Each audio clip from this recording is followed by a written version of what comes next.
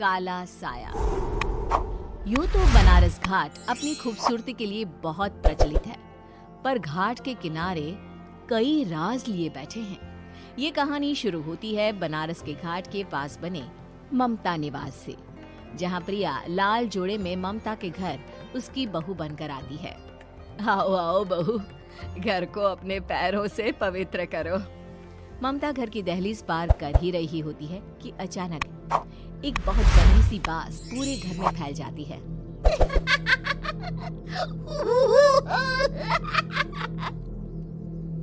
ये बदबू और ये आवाजें, ये कौन हंस रहा है माँ? अब ये पड़ोसी ना हमारे थोड़े अलग से है। कहाँ हम शाकाहारी और ये मांस मच्छी खाने वाले। छोड़, तू ध्यान मत दे और गृह प्रवेश कर। और हाँ बहू, अपनी सास की एक बात हमेशा याद रखना, इन पड़ोसियों से तो कभी बात नहीं करेगी।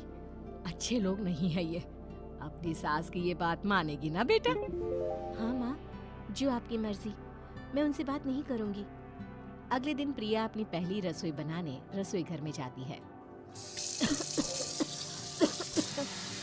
ये छोकी बात तो नाक में जा रही है। एक काम करती हूँ, खिड़की खोल देती हूँ। प्रिया खिड़की खोलने जाती है। इतने जाले, लगता है इस खिड़की को कभी खोला ही नहीं गया। पर ऐसा क्यों? ओह, नॉन वेज की स्मेल आती होगी ना। 2 मिनट के लिए खोल लेती हूँ, फिर बंद कर दूंगी। प्रिया खिड़की खोलती है।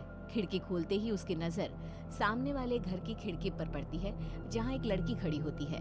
हाथों में मेहंदी, लाल रंग की साड़ी, बिल्कुल सजी धजी, मानो प्रिया की तरह ही वो भी नई नवेली बहू हो। वो प्रिया को देखकर मुस्कुराती है। हे भगवान, माँ ने तो इनसे बात करने को मना किया था। प्रिया फौरन ही खिड़की बंद कर देती है और तवे पर चढ़े रोटी की ओर देखने लगती है, पर वहाँ रोटी न होकर मछली पड़ी होती है। ये क्या? पहली ही रसोई में इतनी बड़ी गलती। हे भगवान, अब मैं क्या करूं? प्रिया बहुत डर जाती है और फौरन रसोई की सफाई करने और फिर सभी के लिए खाना बनाने लग जाती है। जब वो सबको खाना परोसती है, सब तो ठीक है, मैं बेकार में चिंता कर रही थी। हे भगवान, ऐसे ही बस अपनी कृपा बनाए रखना। रात के वक्त जब सब सो रहे होते हैं, तब प्रिया को पायल की आवाज सुनाई देती है, जिससे उसकी आंख खुल जाती है। ये पायल की आवाज कहाँ से आ रही है? प्रिया उठकर उस आवाज के पीछे छत की सीढ़ियों तक जाती है। तभी उसे बच्चे के रोने की आवाज आती है। प्रिया छत पर जाती है तो क्या देखती है? वही लाल साड़ी वाली लड़की अपनी गोद में एक नवजात बच्चे को घुमा घुमा कर सुला रही है। तभी प्रिया की नजर उसके पेट पर पड़ती है। ओह गॉड, ये तो प्रेग्नेंट भी है। सुनिए, बच्चा सो नहीं रहा है क्या? मैं कुछ मदद करूं? नहीं नहीं, आपके घर वालों को अच्छा नहीं लगेगा, मैं संभाल लूंगी। स्नेहा की गोद से बच्चा हाथ मारकर प्रिया की गोद में आने को छटपटाने लगता है। दोनों घर अगल बगल में बने होने के कारण प्रिया उस बच्चे को गोद में ले लेती है। प्रिया के पास आते ही वो सो जाता है।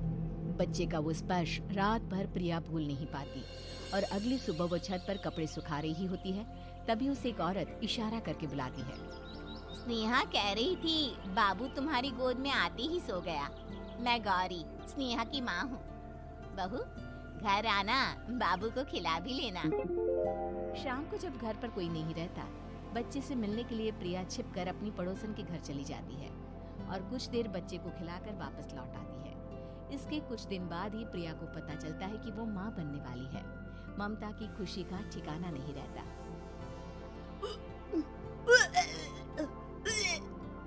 माँ जी, पता नहीं क्यों उल्टी आ रही है। प्रिया भागती हुई वॉशरूम में जाती है तो हरे और लाल रंग की उल्टी करती है। उस उल्टी में से कीड़े निकलते हैं। ये क्या? खून और ये कीड़े! माँ! माँ! प्रिया की आवाज सुनकर ममता दौड़ कर आती है, पर बेसिन में कुछ नहीं होता। प्रिया हक्की बक्की रह जाती है। ये सब क्या हो रहा है? प्रिया घबरा जाती है और अपने कमरे में जाकर सो जाती है। डर के कारण वो इतनी थक जाती है कि उसकी आंख लग जाती है। तब उसे ऐसा लगता है उसके पेट पर मानो कोई बैठा हुआ हो। कौन हो?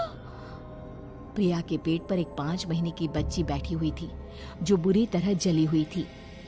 माँ, तुम ही मुझे लाई ना अपने पेट में। मैं तुम्हारी माँ नहीं हूँ। कौन हो तुम? माँ, देखो मैं जल गई बुरी तरह से। 6 महीने पेट में रहने को भी मुझे नहीं मिला। सहला दो ना माँ। बचाओ, बचाओ, माँ। ममता दौड़कर कमरे में आती है। प्रिया की बातें सुनकर वो सब समझ जाती है। तू कहीं बगल वाले घर में तो नहीं जाकर आई ना बहू? मुझे माफ कर दो, मैं गई थी माँ। उस घर में सब मरे हुए हैं बहू। कई साल पहले स्नेहा उस घर में बहू बनकर आई थी। कुछ ही दिन में वो एक बच्चे को जन्म देने वाली थी। पूरा घर बच्चे के आने की खुशी में खोया था कि एक दिन अचानक उस घर में आग लग गई। सब बुरी तरह जलकर मर गए। गौरी आज भी दादी बनने का इंतजार कर रही है और इसीलिए स्नेहा ने अपना अजन्मा बच्चा तुम्हारी कोख में डाल दिया। ममता ये कह रही होती है कि पीछे से उसके पैरों को एक बच्चा पकड़ लेता है। दादी, दादी। माँ, स्नेहा की गोद में यही बच्चा था। ये बच्चा कौन है फिर? तेरी मौत है। तेरी भी दादी। जिस चीज का ममता को डर था वही हो गया। ममता निवास के ऊपर मौत ने चादर बिछा दी थी। प्रिया का पेट ऐसे बढ़ जाता है मानो 9 महीने का हो।